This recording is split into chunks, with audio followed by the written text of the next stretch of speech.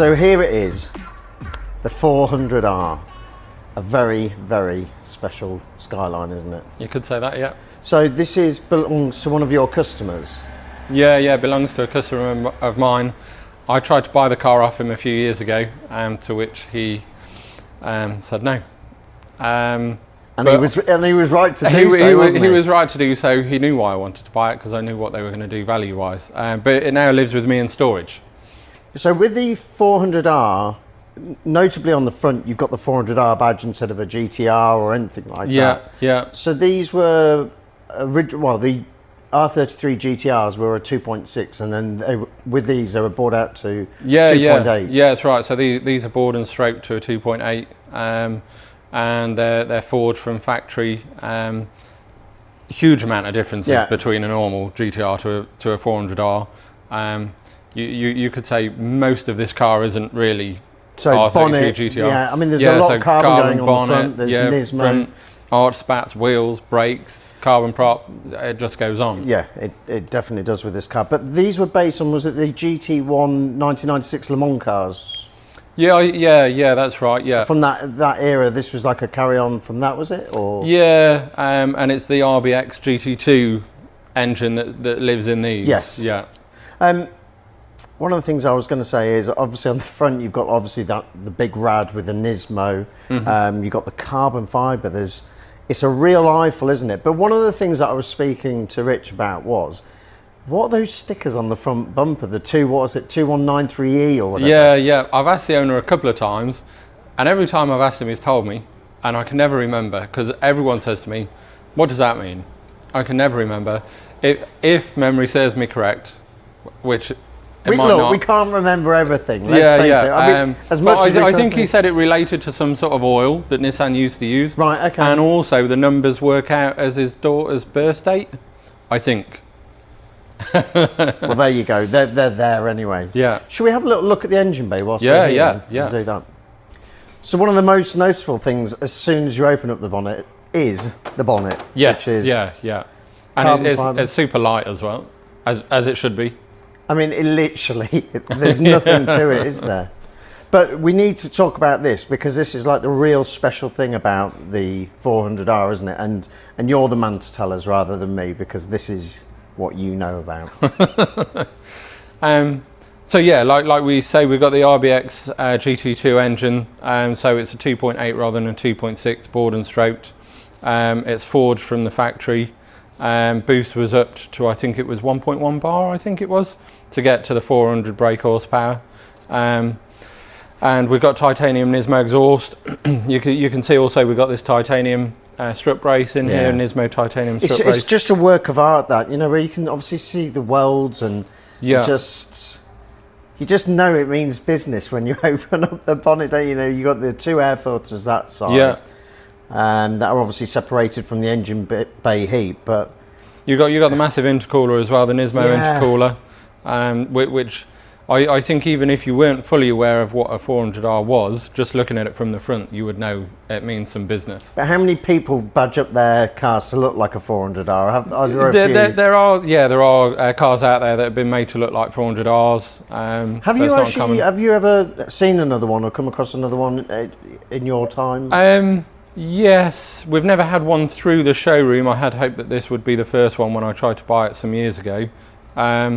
We came close to buying another one in Japan, and then recently we tried to buy another one in Japan, but they've just not come to fruition. Is there any particular reason why? You being picky? The first case was me being picky. Second case is it's a very low mileage car, and I'm just trying to get more details on it. Yeah, and as I say, in terms of would it be easy to almost kind of replicate one and make a fake one? And not really, no. Not really. No. Just too far gone. There's too much of these that isn't R33 GTR, and the cost to do it properly would be astronomical. Yeah. It's so clean. And how many miles has this car done? This is on, from memory, I think it's on about 64,000 kilometres. So that's like 40,000 miles. Yeah, about 40,000 miles. 64 is 40, yeah. So if ever you want to go from kilometres to miles, divide by 8 times by 5. So as we spoke about earlier when we sat down with Luke and we were talking about the numbers that they planned on building, they initially said they were going to do 100, wasn't there? And then there was rumours that there was supposed to be 40 something. Yeah, 44 is the official number. But then you think it's probably 40. Well, I've been told they think it was more like 40. And this plaque here says number 40. Yeah, so this is number 40, potentially the last one made, but unconfirmed. There's just so many little bits, like even this, like the little lip spoiler on the front of the bonnet. Yeah, I love that. Yeah, I do. But such an iconic car that then obviously led on to the R34, which was obviously made famous by a certain car film with a certain Mr. Walker. But the values of these, whilst we've got the business end and everyone can see the engine and the carbon, we never spoke about values before. Yeah. And we skirted around it. So when you tried to buy this car a good few years, was it 4 or 5 years back? Yeah, I think it was about 4 years ago now. And well, I made at the time. the values, this is shocking. I think it's shocking. So I made at the time a proper bid on the car to buy it. It wasn't a trade bid. It wasn't I want to buy it cheap. It was like personal level. So I offered 100,000 for the car, which at the time was really good money. And the owner said no. And if memory serves me correct, I then upped my offer, I think to 120, 125. The owner took a little bit longer to say no, but he said, no, I'm going to keep hold of it. And didn't he do the right thing? Because, so the reason why he did the right thing is because we're now going to discuss about the values that they've recently been fetching. And so where was the last one you saw for sale? Was it? There's been a couple go through Japan that I'm told did around 600 recently. 600,000. That is just mental, isn't it? Yeah. So that is some I've had numerous customers who know that this is here have said to me, you know, can I buy that car? And they've offered 400, 450, and it's still not enough to buy the car. That is just insane, because so the basis of how I've always done things and how you do things, hence the name, is stuff goes up. But we were discussing that cars that like of this ilk, where they have a value attached to them, and then they just keep going and going. So where do you go from here? So if this is £600,000, where's it going to go? I think when these are legally allowed to go into the US, you could see them around £1 million. Nice car. What's the retail on one of those?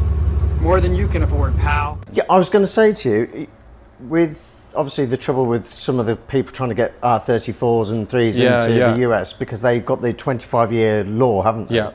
So when that is lifted and it makes it easier, like the values will just go insane. R34 GTRs have already gone bonkers, haven't they? They have, yeah. And some Americans are trying to get them now, before the gates open and the prices go even further. But that's one of the reasons why the prices probably shot up so much, because people were pre-buying cars knowing that it was going to be like a year, 18 months or 2 years. So that's one of the reasons why the prices have propelled so much. Yeah. And then also because cars are pretty boring nowadays, aren't they? Well, exactly, There's so many boring things, and these cars make so much power. There's such a visceral drive, aren't they? Yeah. And find another.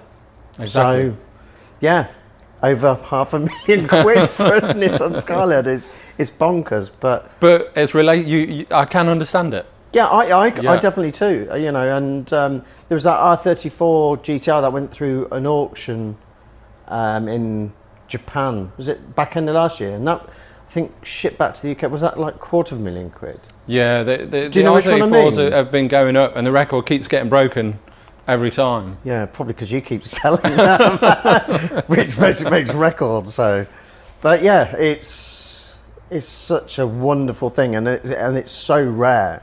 But once again, like everything that you touch is just so clean. So, should we have a look at the interior? Yeah, let's do it. So, with regards to the interior of these, Rich, are there any noticeable differences between the 400R in comparison to, say, a normal R33 GTR? Yeah, it's mainly badging. So you've got the Nismo 400R dials, you've got the 400R, Nismo steering wheel, Nismo but it's as it left factory, completely standard. This is, yeah.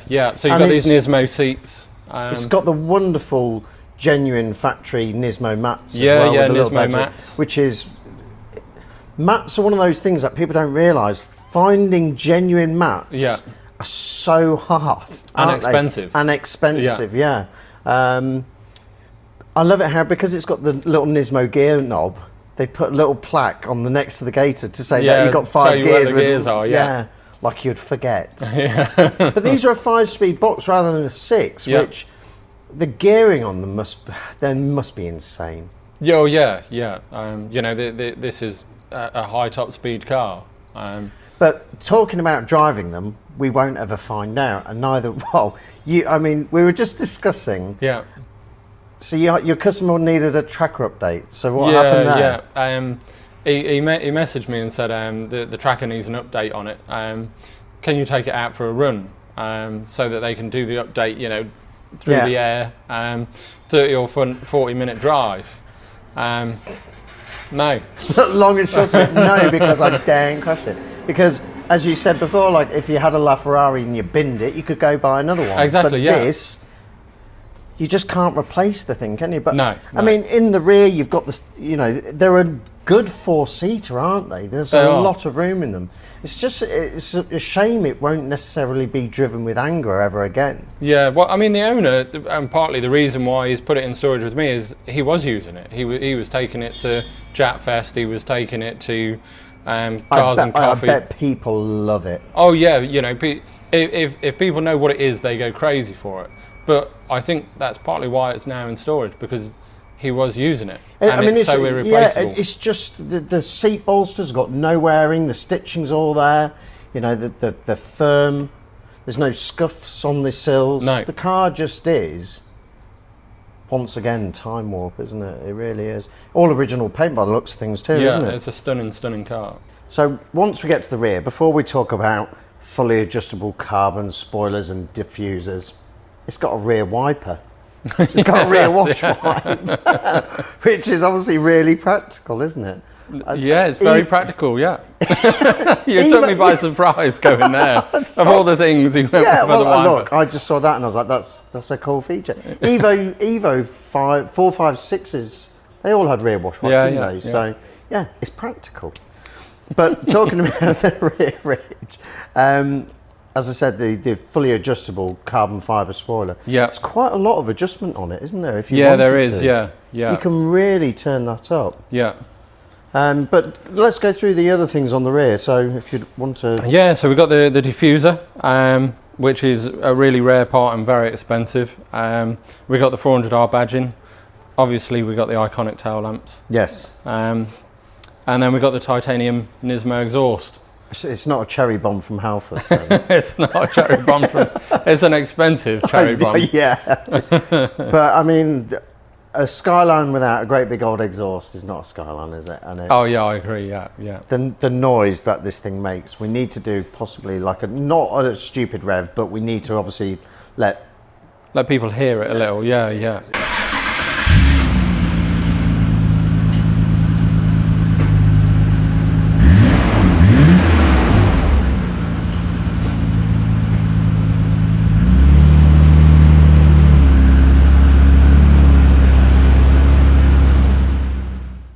So there's a fair bit of carbon fibre in the car, isn't there? So we've got the rear spoiler, the rear diffuser, and you're saying, obviously, when the car's up in the air, it's a big old item.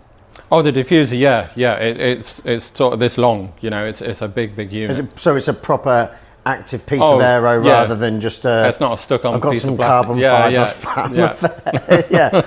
And also you've got the little end plates on the spoiler as well. Yeah, the 400R, yeah. And then you've got the graphics, which obviously, once again, 400R, so if ever you forgot what your car is, you've got badges everywhere telling you. That's right. And if you ever played Gran Turismo, the 400R was the one, and it had the 400R down the side. Gran Turismo. My starter car on Gran Turismo was always a Mark III Supra. My starter car, if I remember correctly, was always a Honda CRX.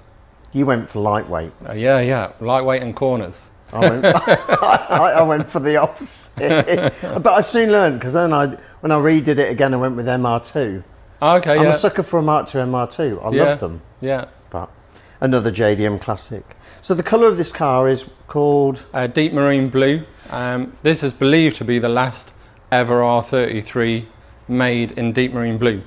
Imagine that, because this was at the end of the run, wasn't it? Yeah, this was Of like the their R33s. final hurrah sort of thing. But this, I don't know how the car will come across in terms of colour in the film, but it's like a purpley blue, and as I said to you, they should have called it midnight blue. Yeah, because it really is. It's a dark. It's a lovely colour. I'm glad you said it's got a hint of purple, because, and she'll watch this episode, Carly tells me this has got no purple in it and it's just blue.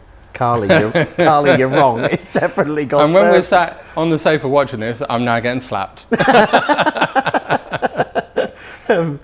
But yeah, I mean, the car is just. I just want to drive it, but we can't. Yeah. It's gorgeous. It's gorgeous. And I was just saying off camera, because this lives on a ramp tucked out the way. It's not until, you kind of forget how special it is until you get it down and see it and think, wow. Yeah.